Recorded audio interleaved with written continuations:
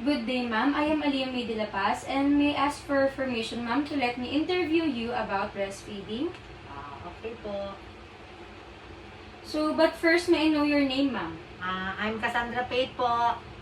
Okay, so what do you prefer to call you, ma'am? Kasi na lang po. Okay, so, Ma'am Cassie, how old are you na? 32 years old po, ma'am. And you're currently on what trimester, ma'am? Third trimester, 7 months po, ma'am. Okay, so may I ask if you prefer to do breastfeed the baby or milk formula? Yun nga po, gusto ko nga po mag-breastfeeding kahit isang buwan. Kaya lang po, magtatrabaho nga po ako.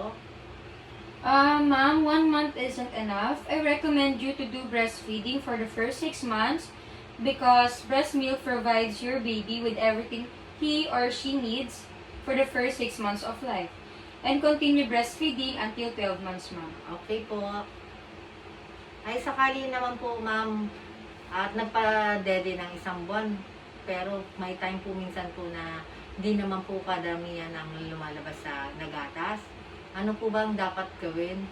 Ma'am, just let your baby suck your nipples as long as the milk comes out, and the more frequently your baby breastfeeds, the more milk you'll make. I also advise you, ma'am, to eat foods that has malunggay leaves because it's natural galactose, a substance that promotes or increase the flow of a mother's milk. Okay po. Salamat po. In addition, ma'am, of breastfeeding, breast milk helps your baby healthy. It protects against diseases like diabetes and cancer. It protects also against infections like ear infections. It is easily digested, no constipation, diarrhea, or upset stomach. Babies have healthier weights as they grow po, ma'am.